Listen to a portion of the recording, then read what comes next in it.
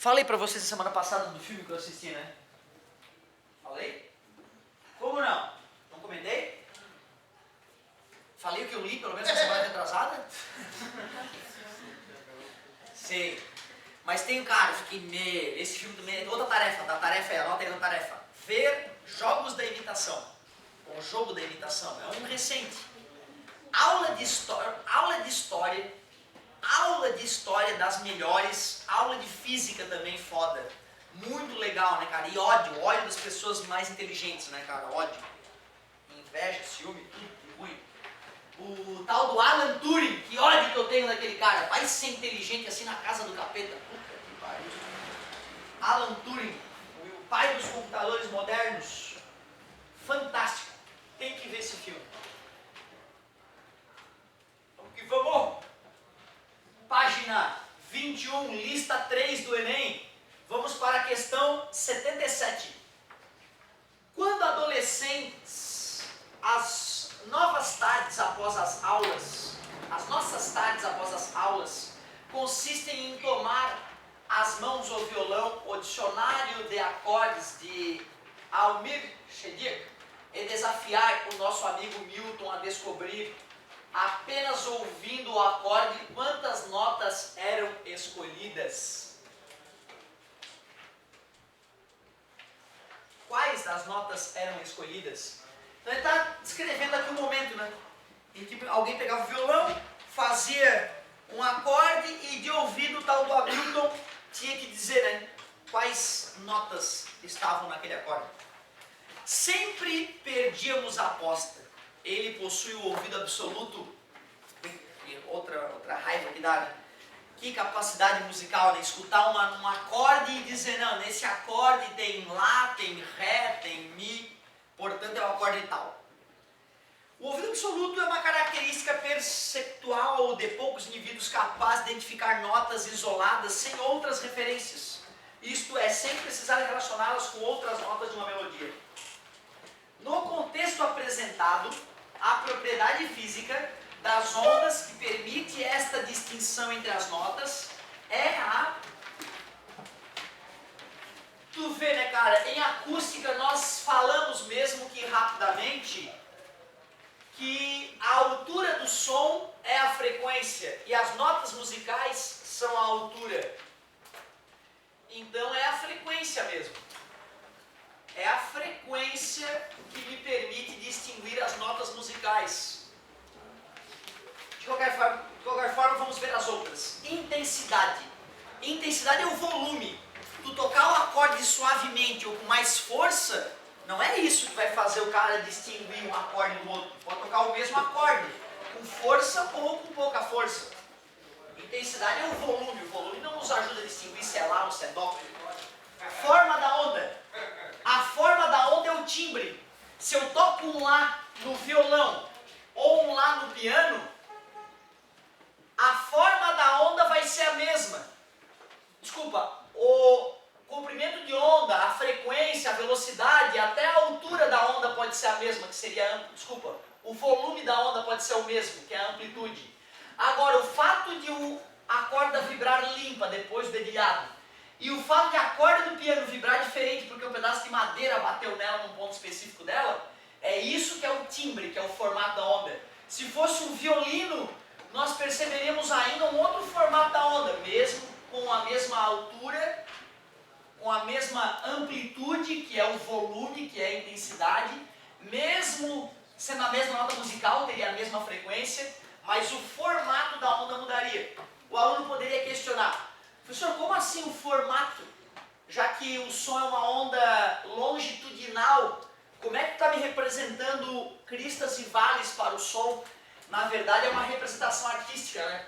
A crista representaria ar comprimido e o vale representaria ar menos comprimido.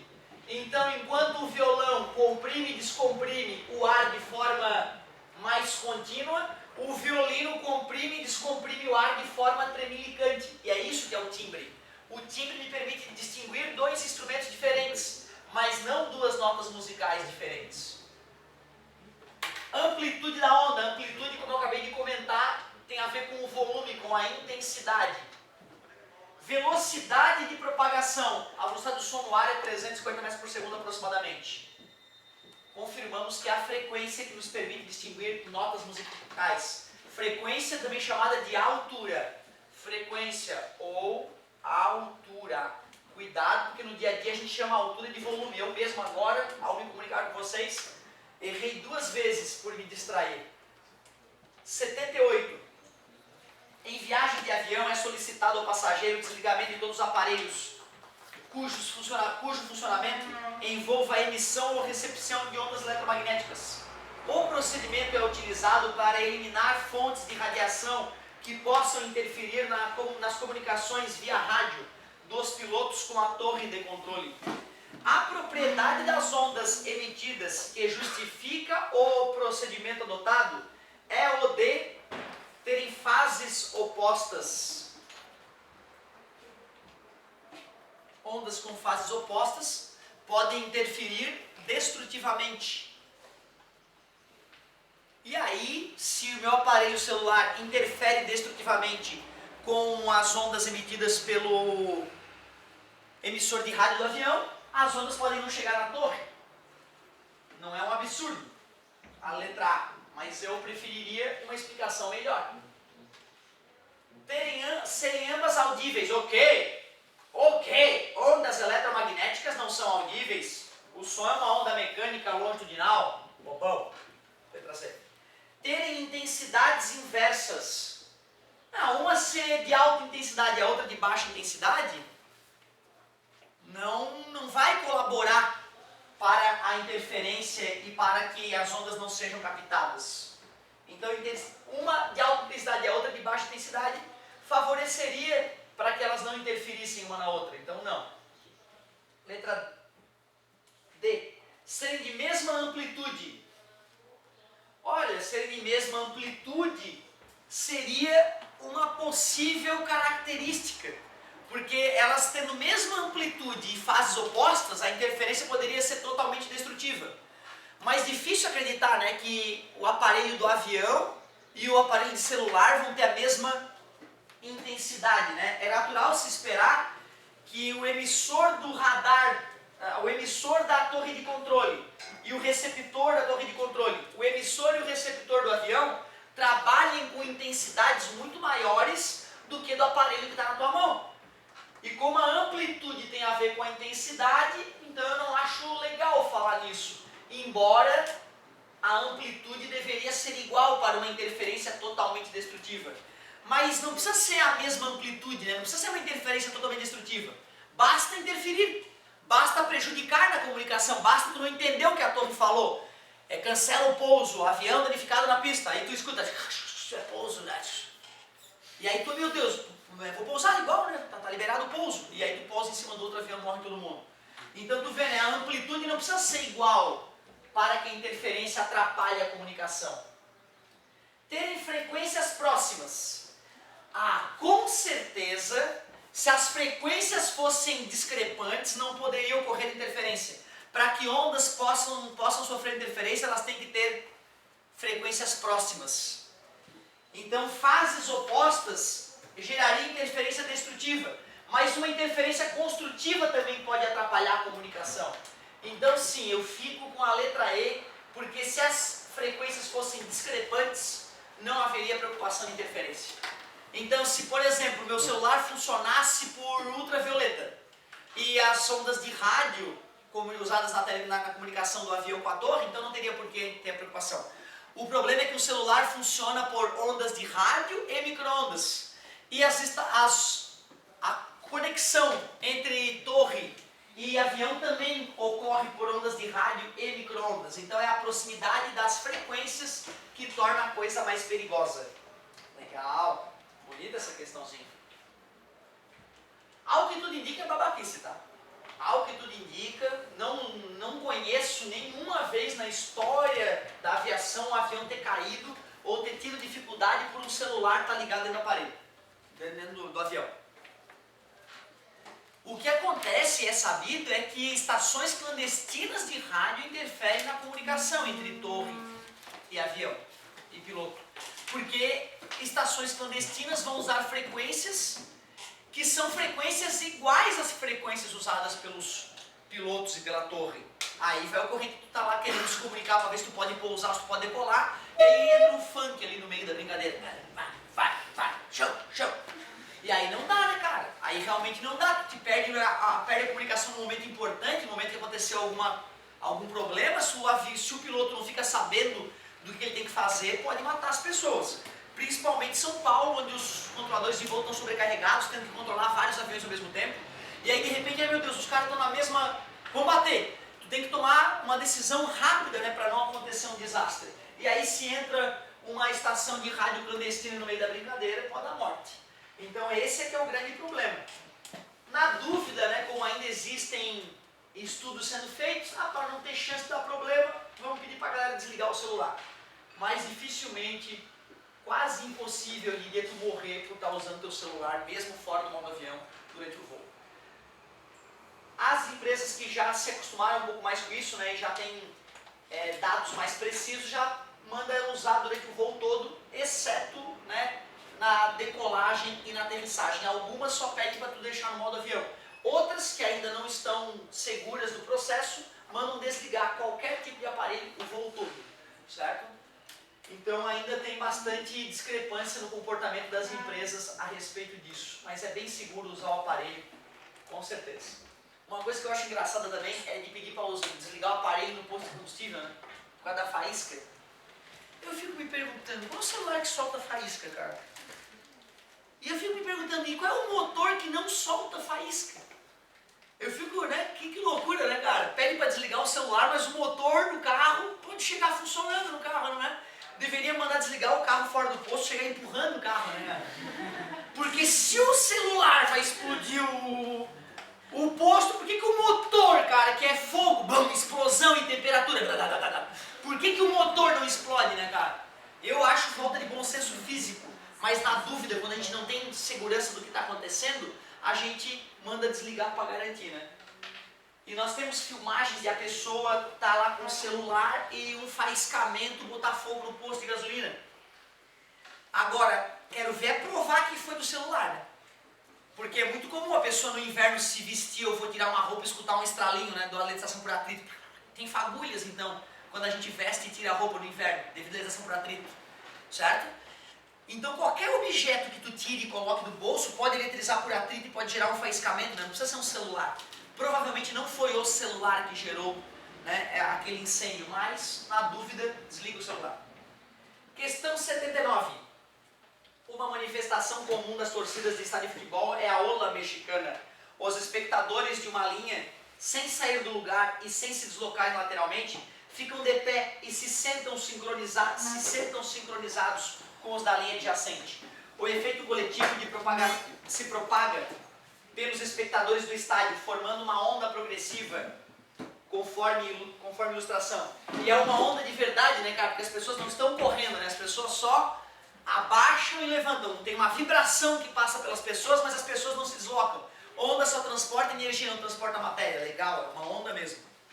Calcula-se que a velocidade de propagação desta onda humana, a ola, é de 45 km por hora. E que cada período de oscilação contém 16 pessoas. É o comum de onda, né? Período de oscilação é uma crista até uma outra crista, né? O tempo que demora para uma crista se transformar em outra crista.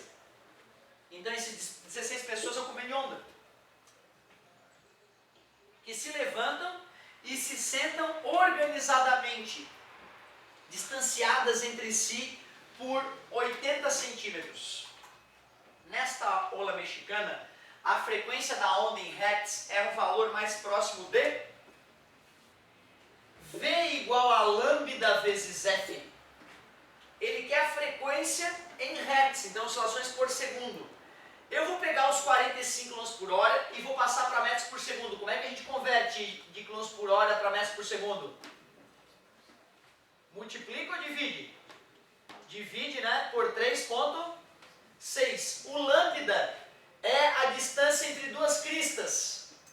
Se ele falou que tem 16 pessoas e que a distância entre cada uma delas é 80 centímetros, tu concorda que para ter 16 pessoas tem 15 espaços entre elas?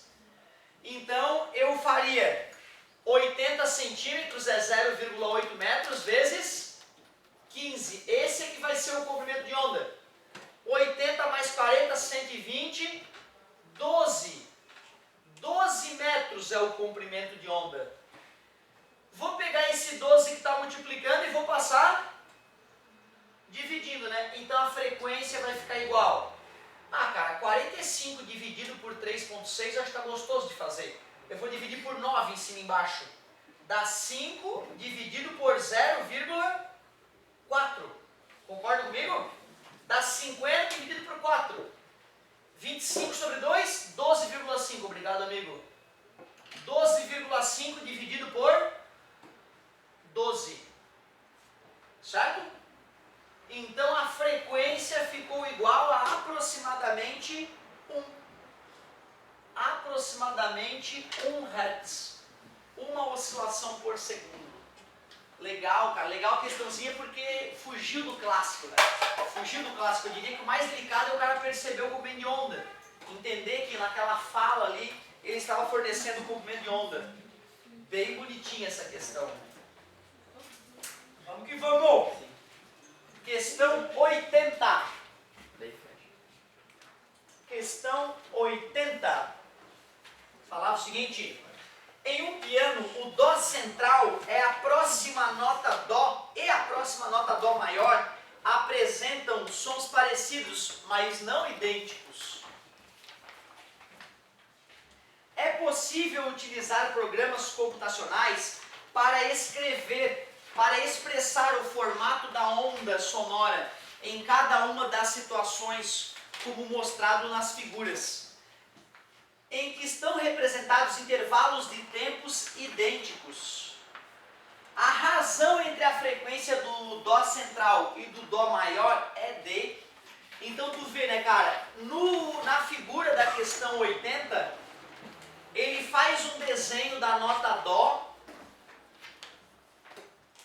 e diz lá que entre duas cristas tem um certo período, né? Entre duas cristas. Essa é a do Dó central. Dó central. Quando ele vai fazer a outra nota Dó maior, fica claro no desenho que tem um pico, tem outro pico, e é no terceiro pico que ele mostra o mesmo período de tempo T. Então tu vê, né, neste Dó maior, eu percebo que ocorreram duas oscilações completas, né? Enquanto que no Dó central ocorreu apenas uma oscilação completa durante o período representado. A razão entre a frequência do Dó central e do Dó maior é D. A razão entre a frequência do Dó central e do Dó maior será... Poxa, peraí. V igual a lambda vezes F. Se eu isolo o F, fica V sobre lambda. Uma das maneiras de encontrar essa razão do Dó central pelo Dó maior é fazer a razão velocidade do Dó central dividido pelo lambda do Dó central é igual a velocidade do Dó maior dividido pelo lambda do Dó maior. O que é a divisão de fração? É a primeira vezes o inverso da segunda. Eu te pergunto, a velocidade do Dó central é diferente da velocidade do Dó maior? Não, né? A velocidade do som depende da temperatura do ar. Então, não importa qual é a nota musical, a velocidade é a mesma.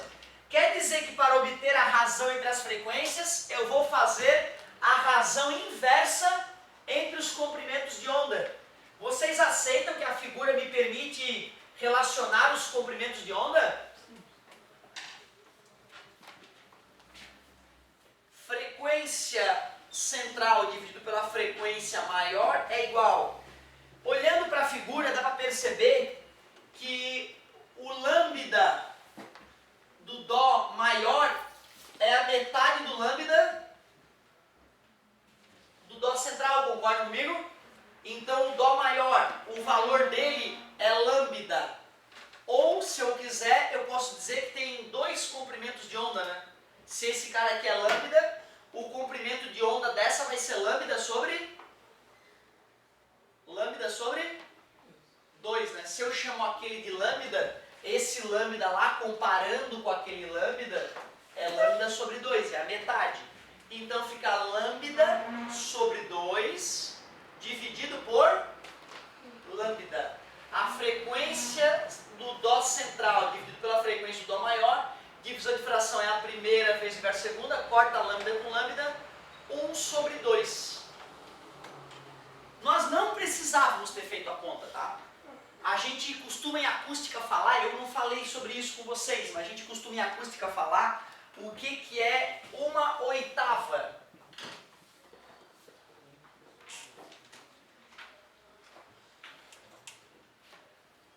Uma oitava. 1/8 é quando a frequência de uma nota musical dividido pela frequência de outra nota musical dá 2. Quer dizer que a frequência de uma nota é o dobro da outra. Aí a gente diz que ela está 1/8 acima. Nesse caso, né, o Dó maior está 1/8 abaixo do Dó central. Então, toda vida que duas notas musicais forem separadas no piano, por exemplo, Dó, Ré, Mi, Fá, Sol, Lá, Si, Dó, Ré, Mi, Fá, Sol, Lá, Si, vai ficando a mesma escala de novo, né? Quando tu passa de um Ré para o próximo Ré, se a frequência está aumentando, então a frequência dobrou da primeira nota para a próxima nota. Então vamos supor, vamos começar das notas mais graves para as notas mais agudas. Dó, Ré, Mi, Fá, Sol, Lá, Si, Dó. O próximo Dó, comparado com o primeiro, tem o dobro da frequência. E se eu faço de novo, Dó, Ré, Mi, Fá, Dó, o próximo Dó tem a frequência que é 4 vezes maior que a do primeiro, porque já está 2/8 acima. Então, 1/8 é isso. É quando a altura de dois sons consecutivos está dando 2. A razão entre as frequências está dando 2. 1/8 acima, 1/8 abaixo daria 1/2. Então, só de descrever o fenômeno, a gente já poderia ir direto para o gabarito. Outra forma de pensar, né? Lembrar que a frequência é o inverso do período. Então, fazer a razão entre a frequência do Dó central com a frequência do Dó maior é fazer 1 sobre o período do Dó central dividido por 1 sobre o período do Dó maior. O período do Dó maior. Divisão de fração é o período do Dó maior dividido pelo período do Dó central. E pela figura, nós percebemos que o período da onda do Dó central é a metade do período do Dó maior, é metade do período do Dó central. Então ficaria tesão sobre 2 dividido por tesão. Fazendo a divisão de fração, nós perceberíamos mais uma vez que deu 1 sobre 2 ou 0,5. Então fizemos de várias maneiras distintas. 1 sobre 2.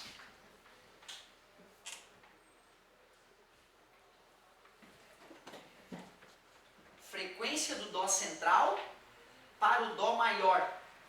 O Dó maior ficou com a frequência maior, concorda comigo? Concorda comigo? Né? Se o lambda diminuiu, né? É porque a frequência ficou maior.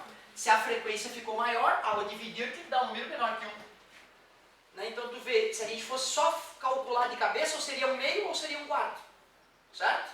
Como foi um Dó logo após o outro, 1/2. Se tivesse o Dó central, aí tem um Dó e depois outro Dó, aí já seria 1/4. Então letra A, bem bonitinha a questão. Aproveitamos para falar o que é 1/8. Dó, Ré, Mi, Fá, Sol, Lá, Si. Ah, são 7 notas musicais, né? Então a próxima repetição seria a 8ª nota, né? Certo? 1/8 para frente. Ah, faz sentido. Didático. 81. 81.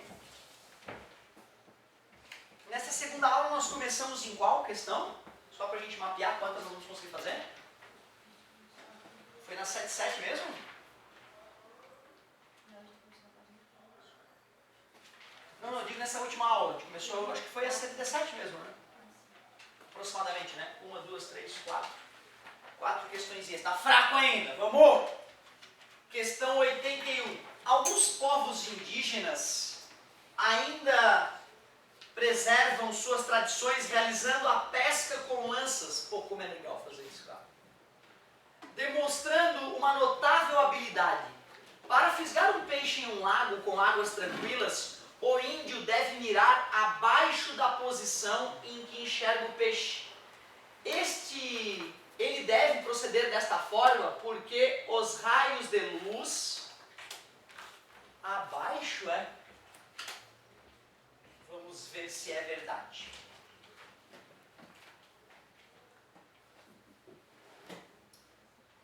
A água. Peixinho. Vamos pegar um raio de luz que sai do peixinho e vai em direção ao olho do índio.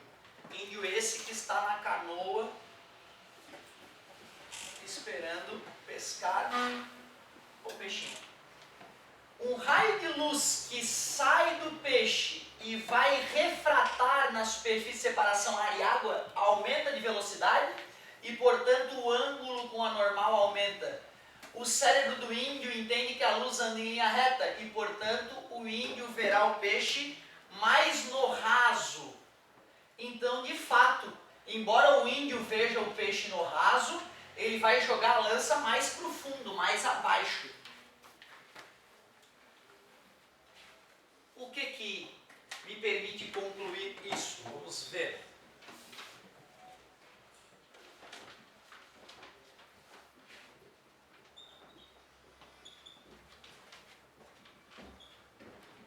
Letra A. Refletido pelo peixe não descrevem uma trajetória retilínea no interior da água. Não, no interior da água a trajetória é retilínea sim. Letra B. Emitidos pelos olhos do índio desviam sua trajetória quando passam do ar para a água. Que isso? O índio virou o Ciclope da Marvel, da raios. É por raio de luz que o índio mata o peixe. E aí vai, não! Que absurdo! Letra C. Espalhados pelo peixe são refletidos pela superfície da água. Se for refletido na superfície da água, o cara nem vê esses raios. Não, bom. Emitidos pelos olhos do índio, Jaspion, super-herói o índio. Não. Refletidos pelo peixe, desviam sua trajetória quando passam da água para o ar. Claro, é o fenômeno da refração que gera o fato de o índio não jogar o arpão onde ele está vendo o peixe. Letra E, indubitavelmente. 82, vamos que vamos. Para que uma substância seja colorida, ela deve absorver luz na região do visível. Quando uma amostra de luz visível, quando uma amostra absorve luz visível, a cor que percebemos é a soma das cores restantes que são refletidas ou transmitidas pelo objeto. A figura 1 mostra o espectro de absorção de uma substância que é possível observar. Eu estou foda, hein? Tá difícil apagar e ler ao mesmo tempo. Deixa eu parar. Quando uma amostra absorve luz visível, a cor que percebemos é a soma das cores restantes que são refletidas ou transmitidas pelo objeto. Okay. A figura 1 mostra o espectro de absorção para uma substância e é possível observar que há um comprimento de onda em que a intensidade de absorção é máxima. Um observador pode prever a cor dessa substância pelo uso da roda de cores, figura 2. O comprimento de onda corresponde à cor do objeto. É encontrado no lado oposto ao do comprimento de onda da absorção máxima. Ah, que legal essa questão.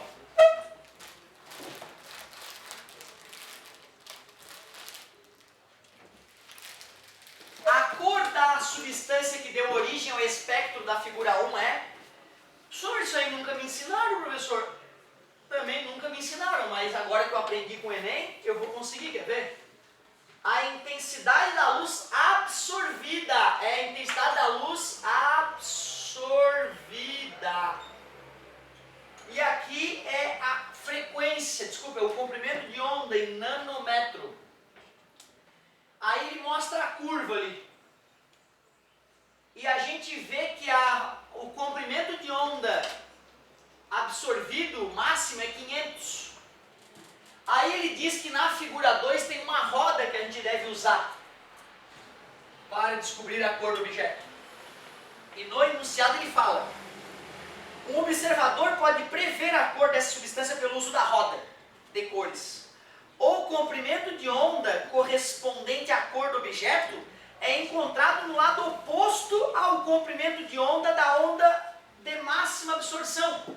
Então eu vou pegar essa máxima absorção, que é 500 nanômetros, vou procurar onde é que está o 500 nanômetros. 500 nanômetros está no verde, que vai entre 490 nanômetros e 560 nanômetros. Ele diz que a cor do objeto está do lado oposto, portanto a cor do objeto só pode ser o vermelho, cujo comprimento de onda está entre 750 e 650 nanômetros. Se ele está absorvendo ao máximo verde, é porque ele está refletindo ao máximo o vermelho.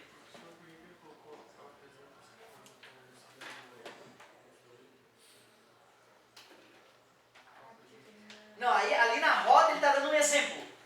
Se a substância absorve nessa região, que é o violeta, se ele absorve no violeta, ele está te ensinando a usar a roda. Se ele absorve aqui, absorve. Aí então a cor dele eu obtenho no lado oposto, que seria o amarelo. Na verdade é um exemplozinho de como é que a gente deveria usar, certo? Ele fez um exemplo. No nosso caso era o 500 nanômetros, então está por aqui, né? Que é o verde. Então ele está absorvendo o verde, então ele está refletindo mais o vermelho, certo? Então é vermelho, letra E. Essa questão é legal, porém o aluno que é um bom leitor e nunca estudou física ótica, ele mata a questão.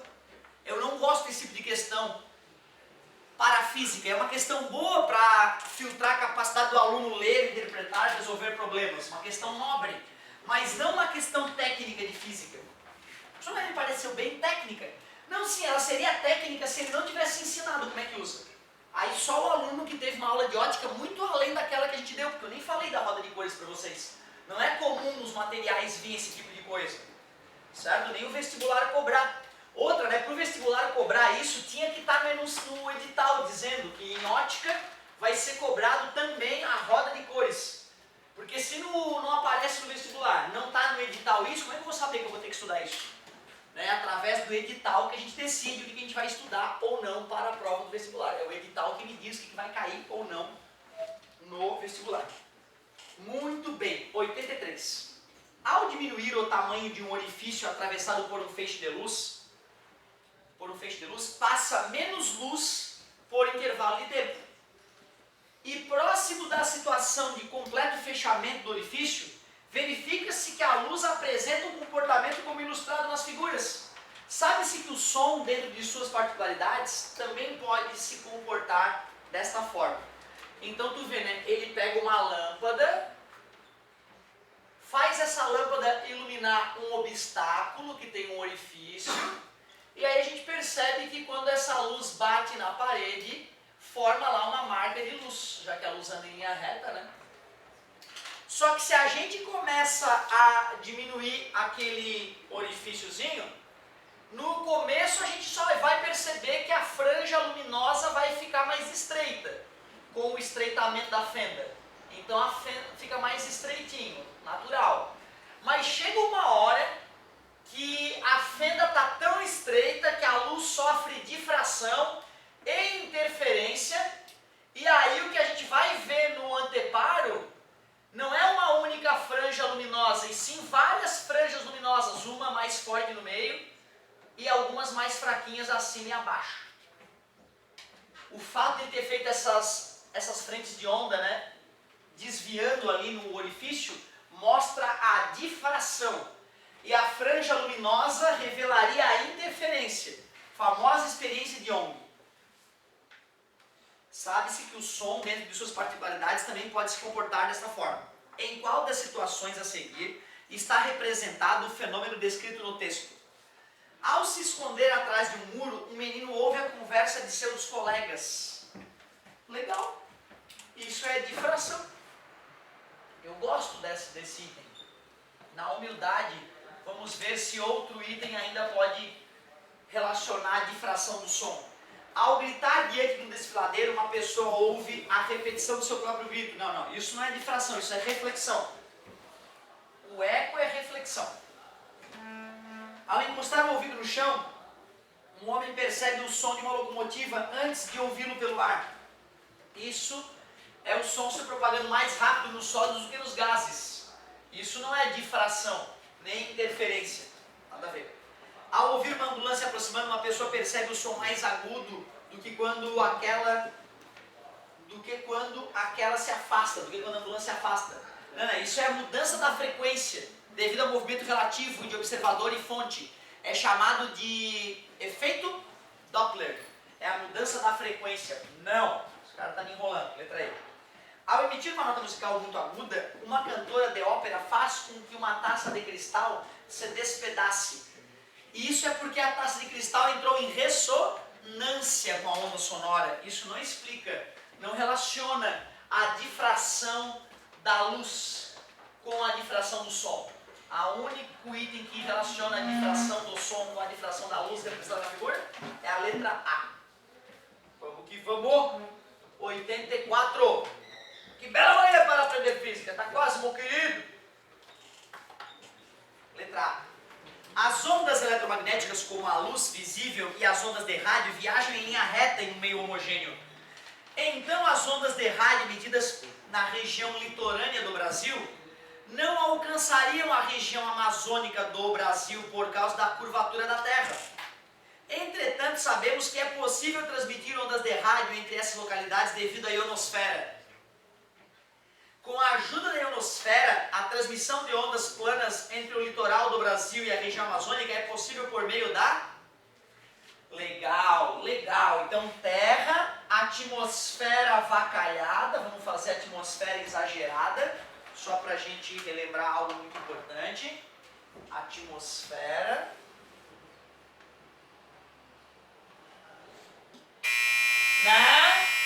Na parte alta da atmosfera, nós percebemos que tem um cinturão de partículas positivas mais próximo da Terra, devido aos prótons de alta energia que penetram parcialmente no campo magnético terrestre. E vai ter um cinturão de partículas negativas mais externos, chamados cinturões de Van Allen. Esses cinturões de Van Allen deixam a atmosfera terrestre carregada na parte mais alta, chamada ionosfera. Se a gente emite uma onda de alta frequência FM, essa onda vai refratar na atmosfera, indo para o espaço sideral. Por isso que ondas do tipo FM têm baixo alcance, só vai ser captado nas regiões próximas da antena transmissora. Já as ondas AM, elas são emitidas para a parte alta da atmosfera. Sofrem reflexão na ionosfera, reflexão no chão, reflexão na ionosfera, reflexão no chão, reflexão na ionosfera, reflexão no chão, reflexão na ionosfera. Podem dar a volta ao mundo. Por isso as ondas AM têm grande alcance. Mas como trabalham numa frequência menor, tem baixa qualidade, transmitem menos informação. Por isso que quando a gente escuta uma estação de rádio em AM, parece aquela voz de defunto, certo? É por causa da baixa frequência, então diminui a qualidade. Mas em compensação, tu pode pegar uma rádio alemã, uma rádio japonesa agora, desde que entre Japão e Brasil não tenha nenhuma tempestade elétrica muito poderosa. Certo? Então é a reflexão que gerou isso. Letra A. Reflexão. Certo? Refração faria a onda vazar para fora da atmosfera. Difração faria a onda se espalhar, contornando obstáculos. Polarização, a onda já é polarizada. Quando a gente emite onda de rádio, ela já é polarizada ou na horizontal ou na vertical, como eu disse a vocês. O que nos permite selecionar a posição da antena. Interferência é quando duas ondas se sobrepõem. E isso não vai explicar por que a gente consegue fazer a onda dar volta no planeta. Muito bem. Ficamos com 1, 2, 3, 4, 5, 6, 7, 8. Dentro dos 5 minutos por questão. Razoável. Certo, meus queridos? Terminem elas aí. Caso vocês não resolvam com o polaco, me peçam, depois a gente resolve. Valeu, galerinha. Muito obrigado pela vossa proteção. Semana que vem vamos dar cabo na matéria.